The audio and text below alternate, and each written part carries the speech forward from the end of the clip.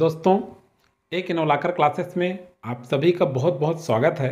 तो चलिए, आज हमारा बहुत ही ज़्यादा इम्पोर्टेंट टॉपिक है भारत के राष्ट्रपति की शक्तियाँ और कार्य, या कार्य शक्तियाँ जैसा भी पढ़ सकते हैं आप। तो चलिए देखते हैं हम इसमें जो है राष्ट्रपति की चुनाव, योग्यता, कार्यकाल सभी को देखेंगे हम लोग, क्योंकि इम्पोर्टेंट टॉपिक है। सारे एग्जाम में आपके SSC, PSC, railway, banking, Vyapam जितने भी एग्जाम होते हैं, ऑल एग्जाम में ये इसमें क्वेश्चन आता ही आता है। बहुत मतलब टॉपिक है। जितने भी क्वेश्चन उठाते हैं इस टॉपिक को लेते ही हैं। तो राष्ट्रपति, हम देखते हैं राष्ट्रपति के कार्य और शक्तियाँ देखेंगे। तो सबसे पहले हम लोग देख लेते हैं राष्ट्रपति के बारे में। किसके बारे में? राष्ट्रपति के बारे में। तो राष्ट्रपति बनने के लिए क्या क्या योग्यता होना चाहिए, पहला देखते हैं। राष्ट्रपति बनने की क्या क्या योग्यता होना चाहिए? तो कम से कम न्यूनतम आयु, राष्ट्रपति बनने की न्यूनतम जो आयु है ये कम से कम कितना होना चाहिए? न्यूनतम आयु 35 वर्ष। कितना भाई? 35 वर्ष। चलिए पहला। नेक्स्ट देखते हैं, वह भारत का नागरिक होना चाहिए। वह भारत का नागरिक होना चाहिए। आप सभी जानते हैं सामान्य चीज़ें हैं, कोई भी चीज़ों के लिए भारत का नागरिक हो और वह लाभ के पद पर ना हो, लाभ पद पर ना हो, ये ध्यान रखना है आपको। चलिए नेक्स्ट देखते हैं कि ये जो है लोकसभा सदस्य बनने की योग्यता रखता हो, मतलब लोकसभा सदस्य बनने की पात्रता हो, लोकसभा सदस्य बनने की पात्रता रखता हो। नेक्स्ट देखते हैं 50 प्रस्तावक और 50 अनुमोदक। ये इतना याद रखना है। सामान्य जनरली इन चीज़ों को ऐसे पूछा नहीं जाता है, लेकिन हमको ध्यान रखना है, कभी कभी पूछ भी लिया जाता है इस सेक्शन से। तो ये योग्यता है एक राष्ट्रपति के लिए, भारत के राष्ट्रपति बनने के लिए एक योग्यता। चलिए देखते हैं अब इनका। अब देखते हैं, तो योग्यता हो गया। अब राष्ट्रपति को किस किस रूप में जाना जाता है उसको भी देखते हैं। तो चलिए देखते हैं। राष्ट्रपति भारत के प्रथम नागरिक होते हैं। ध्यान रखिएगा भैया, आप प्रथम नागरिक के रूप में जाना जाता है। ये आपका बैंकिंग, रेलवे डी में पूछा गया क्वेश्चन है। नागरिक, प्रथम नागरिक कौन होते हैं? तो राष्ट्रपति, संवैधानिक प्रमुख, राष्ट्र के संवैधानिक प्रमुख भी होते हैं, और कार्यपालिका प्रमुख या कार्यपालिक प्रमुख भी होते हैं। कार्यपालिक, संवैधानिक और कार्यपालिक प्रमुख भी होते हैं। कौन? राष्ट्रपति। देखिए, प्रथम नागरिक होते हैं, संवैधानिक प्रमुख होते हैं और कार्यपालिका प्रमुख भी होते हैं। सर्वोच्च सेनापति भी होते हैं, ये ध्यान रखिएगा भाई। ये कौन होते हैं? सर्वोच्च सेनापति। तो इतना एग्जाम में आपका पूछा जा सकता है। वेरी मोस्ट इंपॉर्टेंट टॉपिक है, बिल्कुल आप इसको याद रखना है आपको। तो चलिए अब देखते हैं नेक्स्ट, जबकि इनकी योग्यता कितना है, योग्यता देख लिए। अब कार्यकाल देखते हैं। क्या देखते हैं? कार्यकाल। तो इनका कार्यकाल कितना होता है? 5 वर्ष का होता है। आप सभी जानते हैं 5 वर्ष के लिए राष्ट्रपति का निर्वाचन होता है। अब इनका निर्वाचन देखते हैं। क्या देखते हैं? निर्वाचन। तो निर्वाचन कैसे होता है? निर्वाचन में कौन कौन लोग भाग लेते हैं? क्योंकि चलिए देखते हैं, निर्वाचन में लोकसभा, कौन कौन से? लोकसभा, राज्यसभा, ध्यान रखना भाई आपको, लोकसभा, राज्यसभा व राज्यों की विधानसभा, राज्य की विधानसभाओं के निर्वाचित सदस्य, विधानसभाओं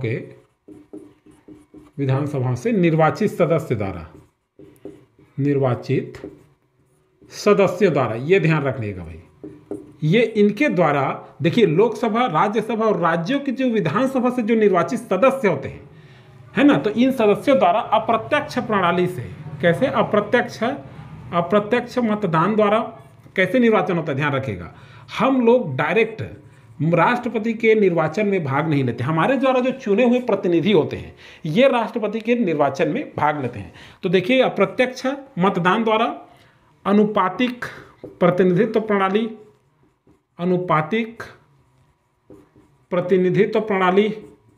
पूछ दिया जाता है एग्जाम में, कौन सा होता है? तो अनुपातिक प्रतिनिधित्व प्रणाली, ये ध्यान रखिएगा, अनुपातिक प्रतिनिधित्व प्रणाली। और कैसे चुनाव होता है? तो अप्रत्यक्ष होता है इनका निर्वाचन, और एकल संक्रमणीय मत पद्धति द्वारा, एकल संक्रमणीय मत पद्धति। इतना आपको ध्यान रखना है भाई, इतना याद रखना है आपको।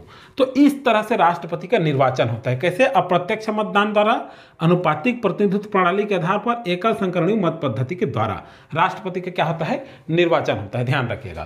कार्यकाल कितना है? तो 5 वर्ष। और ये शपथ कहाँ लेते हैं? ध्यान रखिएगा भाई, इसको भी याद रखना है आपको। शपथ किनके समक्ष लेते हैं? तो सर्वोच्च न्यायालय के मुख्य न्यायाधीश, सर्वोच्च न्यायालय या उच्चतम न्यायालय भी कहते हैं इसको, या सुप्रीम कोर्ट। तो सर्वोच्च न्यायालय के मुख्य न्यायाधीश के समक्ष, मुख्य न्यायाधीश, सर्वोच्च न्यायालय के मुख्य न्यायाधीश के समक्ष संविधान के प्रति शपथ लेते हैं। संविधान के प्रति, ये इंपॉर्टेंट फैक्ट है, बिल्कुल ध्यान रखिएगा। एग्जाम में बहुत बार पूछा गया है आपका कि शपथ, ठीक है, पीएससी में पूछा गया है, व्यापम में भी पूछ दिया जाता है, रेलवे में भी आया है, एसएससी में पूछा जाता है, ऑल एग्जाम में बहुत सारा चीज़ में पूछा जाता है। इसको शपथ किनके समक्ष है? तो सर्वोच्च न्यायालय के मुख्य न्यायाधीश के समक्ष है। और किनके प्रति? संविधान के प्रति शपथ लेते हैं। ये ध्यान रखिएगा। ये शपथ किनके प्रति लेते हैं? तो संविधान के प्रति। ये शपथ हो गया, कार्यकाल हो गया, निर्वाचन हो गया आपका। अब चलिए देखते हैं त्याग पत्र। ये त्याग पत्र किनको देते हैं? राष्ट्रपति का त्याग पत्र। तो ये जो है त्याग पत्र अपना उपराष्ट्रपति को देते हैं। किसको देते हैं? उपराष्ट्रपति को। और उपराष्ट्रपति जो है इसकी सूचना लोकसभा अध्यक्ष को देते हैं, लोकसभा अध्यक्ष को। चलिए भाई, मैं फिर एक बार बता देता हूं आपको। देखिए, उपराष्ट्रपति जो है सूचना देते हैं किसको? ये एग्जाम में आपका पूछा जाता है, इसीलिए बता रहा हूं मैं। देखिए, राष्ट्रपति जो होते हैं वो अपना त्यागपत्र उपराष्ट्रपति को देते हैं, और उपराष्ट्रपति इसकी सूचना जो है लोकसभा अध्यक्ष को देते हैं। तो पूछा जाता है एग्जाम में कि त्यागपत्र किसको देते हैं? तो उपराष्ट्रपति। और उपराष्ट्रपति सूचना किसको देते हैं पूछा जाता है, तो किसको देंगे? लोकसभा अध्यक्ष को। अब चलिए, राष्ट्रपति को हटाने का एक प्रक्रिया भी है जिसको कहते हैं महाभियोग प्रक्रिया। तो महाभियोग प्रक्रिया अनुच्छेद 61 के तहत, किसके तहत? अनुच्छेद 61 के तहत, संविधान के अनुच्छेद 61 के तहत अगर राष्ट्रपति, इसका आधार क्या है? अगर राष्ट्रपति संविधान का अतिक्रमण करता है, ध्यान रखिएगा, संविधान का आधार, इसका आधार क्या है? संविधान का अतिक्रमण अगर करता है, संविधान का अतिक्रमण करता है, तो अनुच्छेद 61 के तहत संसद के किसी भी सदन में, ध्यान रखिएगा भाई, संसद के किसी भी सदन में ना, किसी भी सदन में, याद रखना है आपको, किसी भी सदन के 1/4 सदस्य, कितने? 1/4 सदस्य लिखित सूचना देंगे। क्या करेंगे? राष्ट्रपति को लिखित में सूचना देंगे, है ना, ध्यान रखना है, लिखित सूचना देंगे। किसको? राष्ट्रपति को। और संसद के दोनों सदनों द्वारा, कितने द्वारा? दोनों सदनों द्वारा, ये 14 दिन पूर्व देंगे ना, 14 दिन पूर्व राष्ट्रपति को देंगे भाई, ध्यान रखिएगा, 14 दिन पूर्व सूचना देंगे। मैं एक बार और रिपीट कराऊंगा। और दोनों सदनों के कुल सदस्यों के, दोनों सदनों के कुल सदस्यों के 2/3 बहुमत से पारित होना चाहिए, 2/3 बहुमत से पारित होना चाहिए, तभी मान्य होगा, तभी महाभियोग इनके ऊपर लागू होगा। तो चलिए बताता हूं मैं, एक बार देख लीजिए आप। यहां क्या हुआ कि संसद के किसी भी सदन में, संसद के 2 सदन होते हैं, लोकसभा और राज्यसभा, इसको मैं बाद में आपको बताऊंगा नेक्स्ट वीडियो में। तो चलिए देखते हैं, संसद के 2 सदन, तो संसद के किसी भी सदन में 1/4 सदस्य लिखित सूचना देंगे। किसको? राष्ट्रपति को, 14 दिन पूर्व, अगर महाभियोग लग रहा है तब, ये ध्यान रखना आपको। और दोनों सदन के, अब क्या कह रहे हैं, किसी भी सदन से तो 1/4 सदस्य सूचना देंगे, लेकिन दोनों सदनों के कुल सदस्यों का 2/3 बहुमत से पारित होना चाहिए, तभी यह महाभियोग लागू होगा इनके ऊपर। अब चलिए देखते हैं राष्ट्रपति के अधिकार और शक्ति, राष्ट्रपति के कार्य और शक्ति, राष्ट्रपति के कार्य व शक्तियां। तो राष्ट्रपति के कार्य और शक्तियां क्या क्या है उसको देख लेते हैं।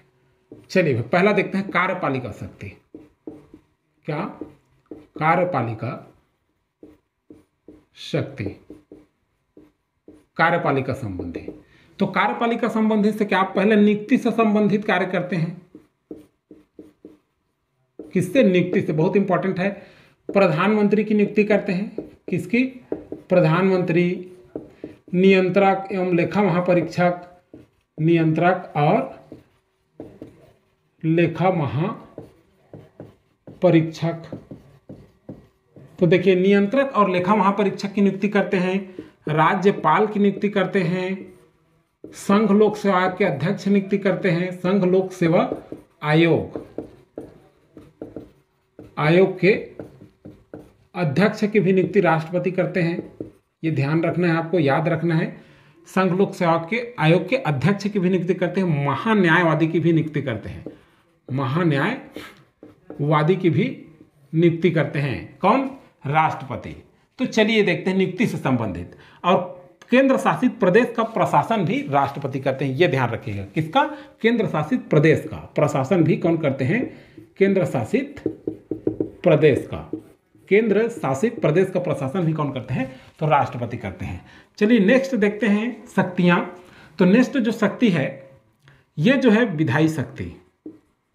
कौन सी शक्ति है? विधायी। तो चलिए देखते हैं विधायी शक्ति में क्या क्या है। विधायी शक्ति में ये जो है क्या करते हैं? संसद का सत्र बुलाते हैं, आहूत करते हैं। सत्र बुलाना, संसद का सत्र बुलाना, सत्रावसान करना, सत्रावसान। लोकसभा भंग भी कर सकते हैं, ये भंग कर सकते हैं, लेकिन लोकसभा भंग कैसे करेंगे? मंत्रिमंडल की सलाह पर। यह ध्यान रखिएगा, अनुच्छेद 85 के तहत तो लोकसभा भंग भी कर सकते हैं और संसद का सत्र बुला सकते हैं। संसद के सत्रावसान मतलब संसद के किसी सत्र का समापन, इसको कहते हैं सत्रावसान। ये ध्यान रखना है आपको। संसद का सत्र बुलाना, सत्रावसान करना, लोकसभा भंग करना, ये जो है क्या है? विधायी शक्तियां हैं इनके। और कोई भी धन विधेयक, धन या संचित निधि पर भारित विधेयक के जो होता है, संचित निधि पर भारी जो विधेयक होता है, इस पर राष्ट्रपति की पूर्व अनुमति आवश्यक होता है। ये ध्यान रखिएगा। धन या संचित निधि पर भार डालने वाले कोई भी धन विधेयक या वित्त विधेयक होता है, उस पर राष्ट्रपति की पूर्व अनुमति आवश्यक होता है। राज्य का पुनर्गठन में भी राष्ट्रपति का वो होता है, शक्ति होता है राष्ट्रपति राज्य किसमें? राज्य पुनर्गठन में। और नेक्स्ट देखते हैं इसी में कि ये जो है लोकसभा में दो एंग्लो इंडियन को, किसको? दो एंग्लो इंडियन को, राज्यसभा में दो एंग्लो इंडियन का मनोनयन कर सकते हैं और लोकसभा में दो एंग्लो इंडियन का मनोनयन कर सकते हैं और राज्यसभा में 12 सदस्यों को। भाई ध्यान रखिएगा, 2 सदन बता चुका हूं अभी मैं आपको, संसद के, लोकसभा और राज्यसभा। तो लोकसभा में 2 एंग्लो इंडियन का मनोनयन करते हैं और राज्यसभा में 12 सदस्यों का मनोनयन करते हैं। कितने? 12 सदस्यों को। तो इतना ध्यान रखना है आपको। चलिए अध्यादेश, विधायी शक्ति के तहत अध्यादेश जारी करने की भी शक्ति होती है। किसको? राष्ट्रपति को। तो अध्यादेश अनुच्छेद 123 के तहत, अनुच्छेद 123 के तहत जारी करता है। ये आपके एग्जाम में बार बार पूछे जाते हैं, बिल्कुल आप ध्यान रखिएगा। कौन सा अनुच्छेद के तहत जारी करते हैं? तो अनुच्छेद 123 के तहत जारी करते हैं। कौन? राष्ट्रपति। अध्यादेश जब कब जारी करते हैं? ध्यान रखिएगा, जब संसद सत्र में ना हो। संसद का अगर किसी सदन, कोई भी सदन सत्र में ना हो, संसद का कोई भी सदन अगर सत्र में नहीं है, तब ये अध्यादेश जारी करते हैं। संघ की सूची पर, संघ या किसी सूची पर, किसी विषय की सूची पर क्या करते हैं? ये अध्यादेश जारी करते हैं। कौन? राष्ट्रपति। तो ये जो है संसद सत्र जब चालू होता है उसके 6 सप्ताह के भीतर, कितने? 6 सप्ताह के भीतर अगर पारित हो जाता है तो ये कानून बन जाएगा, अध्यादेश। और अगर नहीं होता है तो पारित नहीं होगा। लेकिन ऐसे कानून को, ऐसे अध्यादेश को राष्ट्रपति वापस भी ले सकता है। ध्यान रखिएगा भाई, ऐसे को राष्ट्रपति वापस भी ले सकता है। चलिए एक बार नेक्स्ट फिर बता देता हूं। अध्यादेश अनुच्छेद 123 के तहत संसद का अगर कोई भी सदन में सत्र अगर नहीं चल रहा है तो राष्ट्रपति जो है अनुच्छेद 123 के तहत अध्यादेश जारी करता है। अध्यादेश जारी करता है और संघ या किसी विशिष्ट कोई भी विषय पर, संघ या समवर्ती सूची के विषय पर जारी करता है। और 6 सप्ताह के भीतर, जैसे संसद सत्र चालू होता है उसके 6 सप्ताह के भीतर अगर पारित हो गया तो ये कानून बन जाता है। क्या बन जाता है? कानून बन जाता है। अगर पारित नहीं हुआ तो वो कानून नहीं बनेगा। लेकिन ऐसे अध्यादेश को राष्ट्रपति कभी भी वापस भी ले सकता है। इतना ध्यान रखना है आपको, अध्यादेश जारी करने की शक्ति। अब चलिए देखते हैं क्षमादान की शक्ति। क्या? क्षमादान। तो क्षमादान अनुच्छेद 71 के तहत, क्षमादान क्या? देखिए महाभियोग में पढ़ चुके हैं। क्षमादान अनुच्छेद 72 के तहत, अनुच्छेद 72 के तहत क्षमादान शक्ति प्राप्त है किसको? राष्ट्रपति को। अगर किसी व्यक्ति को दोष सिद्ध ठहराया गया है, किसी भी व्यक्ति को दोष सिद्ध, न्यायालय द्वारा दोष सिद्ध ठहरा दिया गया है, तो उसके दोष को, किसी व्यक्ति को अगर दोषी बना दिया गया है, दोष ठहराया गया, तो उस व्यक्ति के दोष को लघुकरण कर सकता है। क्या कर सकता है? लघुकरण कर सकता है, परिहार कर सकता है, लघुकरण परिहार कम कर सकता है, ये शक्ति निलंबन कर सकता है। तो ये शक्ति किनको है? क्षमादान की शक्ति। तो इतना ज़्यादा आपको याद नहीं रखना है, आपको ये ध्यान रखना है अनुच्छेद 72 के तहत क्षमादान की शक्ति किनको प्राप्त है? तो राष्ट्रपति को प्राप्त है, ये ध्यान रखिएगा। और परामर्श से संबंधित शक्ति, चलिए इधर देख लेते हैं। परामर्श से संबंधित शक्ति क्या? परामर्श से संबंधित शक्ति। तो परामर्श किससे? सर्वोच्च न्यायालय से, या उच्चतम लिख लीजिए, उच्चतम न्यायालय से परामर्श की शक्ति, उच्चतम न्यायालय से परामर्श की शक्ति अनुच्छेद 143 के तहत। तो चलिए बताता हूं मैं। अनुच्छेद 143 के तहत राष्ट्रपति जो है ये न्यायालय को निर्देशित कर सकता है किसी भी विचार के लिए अपना। तो ये क्या है? अगर उचित समझे न्यायालय तो क्या करेगा? अपना सुझाव दे सकता है राष्ट्रपति को, और राष्ट्रपति ऐसे सुझाव को मानने के लिए बाध्य भी नहीं है। तो ये ध्यान रखिएगा, ऐसे सुझाव को चाहे तो मान भी सकता है और नहीं भी। तो ये राष्ट्रपति ऐसे निर्देश को मानने के लिए बाध्य नहीं है, लेकिन अनुच्छेद 143 के तहत ये राय ले सकते हैं। अब चलिए देखते हैं वित्तीय शक्ति। कौन सी शक्ति? वित्तीय शक्तियां। तो वित्तीय शक्तियां क्या क्या है राष्ट्रपति के पास? 280 के तहत, अनुच्छेद 280 के तहत ये वित्त आयोग का गठन करते हैं। ये ध्यान रखिएगा, इंपॉर्टेंट है। वित्त आयोग की गठन करते हैं कौन? राष्ट्रपति, अनुच्छेद 280 के तहत। ये वित्तीय शक्ति है। आपातकालीन शक्ति देख लेते हैं। आपातकालीन शक्तियां, आपातकालीन, चलिए आपातकालीन शक्तियां देखते हैं। 352 अनुच्छेद ना, अनुच्छेद 352, 356 और 360, 352, 56, 60 के तहत। 352 के तहत राष्ट्रीय आपात घोषणा करते हैं, राष्ट्रीय आपात, और 356 के तहत राज्य आपात की घोषणा करते हैं, और 360 के तहत वित्तीय आपात। इसे मैं डिटेल में बाद में जब आपको पढ़ाऊंगा आपात उपबंध, तो उस समय डिटेल में बताऊंगा ये क्या है। अभी आप इतने ही जान लीजिए कि 352 अनुच्छेद के तहत राष्ट्रीय आपात, अनुच्छेद 356 के तहत राज्य आपात, अनुच्छेद 360 के तहत वित्तीय आपात की घोषणा राष्ट्रपति करते हैं। तो राष्ट्रीय आपात का आधार क्या है? कि युद्ध और बाहरी आक्रमण की स्थिति होता है, तब अनुच्छेद 352 के तहत राष्ट्रपति राष्ट्रीय आपात की घोषणा कर सकता है। ये ध्यान रखना भाई। तो आपातकालीन। अब देखते हैं सैन्य शक्ति। तो सैन्य शक्ति क्या है इनका? तो सैन्य संबंधित शक्ति, ये तीनों सेनाओं के सर्वोच्च सेनापति होते हैं। क्या होते हैं? तीनों सेनाओं के क्या होते हैं? सर्वोच्च सेनापति होते हैं। अभी मैं बता चुका हूं, पहले शुरू में चर्चा कर चुके हैं। सर्वोच्च सेनापति या प्रमुख होते हैं, तीनों सेनाओं के प्रमुख होते हैं। तीनों सेनाओं के क्या होते हैं? ये प्रमुख होते हैं। ये सैन्य शक्ति। राजनयिक शक्ति देख लीजिए आप।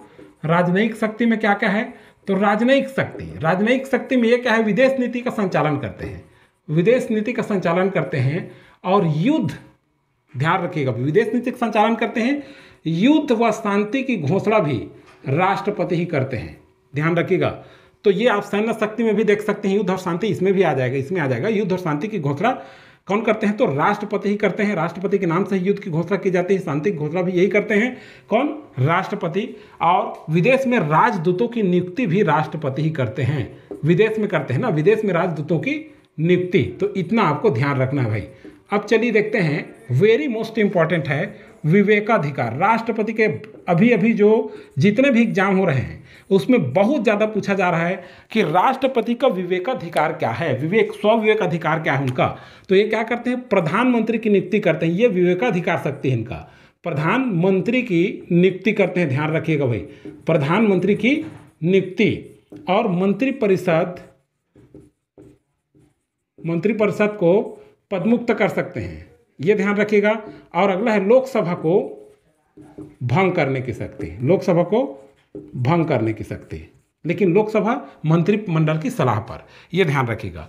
अब चलिए देखते हैं राष्ट्रपति का वीटो संबंधी अधिकार। क्या अधिकार? वीटो अधिकार। तो वीटो पावर क्या क्या है? देखिए, निलंबनकारी वीटो, निलंबनकारी वीटो। अगला है आपका आत्यांतिक वीटो, आत्यांतिक वीटो, और है आपका पॉकेट या जेबी वीटो कहते हैं।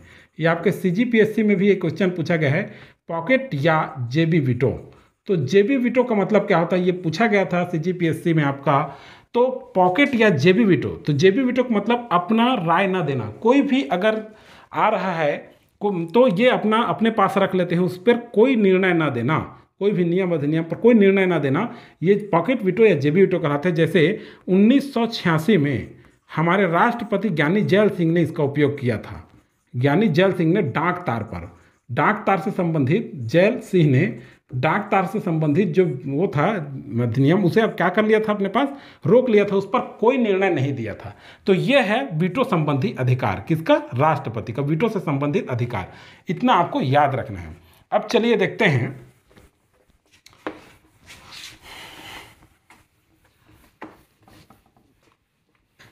अब हम थोड़ा ये देखते हैं कि विशेष क्या क्या है। विशेष, कुछ विशेष चीजें हैं जो बार बार आपके एग्जाम पूछे जाते हैं। राष्ट्रपति से संबंधित जो चुनाव संबंधी, राष्ट्रपति के निर्वाचन से संबंधित जो विवाद होता है, या राष्ट्रपति चुनाव से संबंधित जो विवाद होता है, उसका सुनवाई कहाँ होता है, तो उच्चतम न्यायालय या सर्वोच्च न्यायालय करता है। ध्यान रखिएगा भाई, कौन करता है, निर्वाचन संबंधी विवाद, विवाद की सुनवाई कौन करता है, तो सर्वोच्च न्यायालय करता है। ये ध्यान रखना है आपको। अगर पहला चीज ये पूछा जाता है आपको बार बार एग्जाम में, इसलिए बता रहा हूँ, हाईलाइटेड क्वेश्चन है, मोस्ट IMP है, टिक कर लेंगे। और राष्ट्रपति की अनुपस्थिति में, राष्ट्रपति अगर नहीं है तो राष्ट्रपति की अनुपस्थिति में कौन कार्यभार का संचालन करेगा, तो उपराष्ट्रपति करेगा। कौन करेगा, उपराष्ट्रपति करेगा। अगर उपराष्ट्रपति भी नहीं है, राष्ट्रपति और उपराष्ट्रपति दोनों अगर अनुपस्थित हैं, ध्यान रखिएगा, बार बार क्वेश्चन पूछा जाता है, इसको बहुत इंपॉर्टेंट है। अगर दोनों अनुपस्थित है तो उस समय सर्वोच्च न्यायालय का, कौन, सर्वोच्च जो न्यायालय है उसका मुख्य न्यायाधीश संचालन करेंगे। मुख्य न्यायाधीश, मुख्य न्यायाधीश, ये ध्यान रखिएगा, कौन संचालन करेंगे, तो मुख्य न्यायाधीश संचालन करेंगे उस समय। अगर चलिए बता, अब देखते हैं नेक्स्ट है, अगर राष्ट्रपति की मृत्यु हो गई, राष्ट्रपति की मान लीजिए मृत्यु हो गई, या पद त्याग दिए, या उनको हटा दिया गया, उस स्थिति में कौन करेगा, मतलब उस स्थिति में इनके पद जो रिक्त हो जाता है, इनके पद जो रिक्त हो जाता है, उसको भरने की समय सीमा क्या है। कभी कभी ये भी क्वेश्चन पूछा जाता है, तो भरने की जो समय सीमा है वो 6 माह के अंदर पूरा कर लिया जाता है। इतना ध्यान रखना है भाई आपको। तो ये राष्ट्रपति से संबंधित कुछ विशेष क्वेश्चन था, कुछ विशेष प्रश्न था जो बार बार आपके एग्जाम में पूछे जाते हैं। इन चीज़ों का आपको ध्यान रखना है, ये बहुत इंपॉर्टेंट है। और डिस्क्रिप्शन लिंक में जा करके अन्य वीडियो का लिंक प्राप्त कर सकते हैं। जो इस चैनल में नए हो, सबसे पहले इस चैनल को सब्सक्राइब कर लें, बेल आइकन प्रेस कर लें, ताकि जब भी वीडियो का नोटिफिकेशन जारी हो, वो आपको वीडियो जारी हो, उसका नोटिफिकेशन आपको मिलता रहे। Thank you.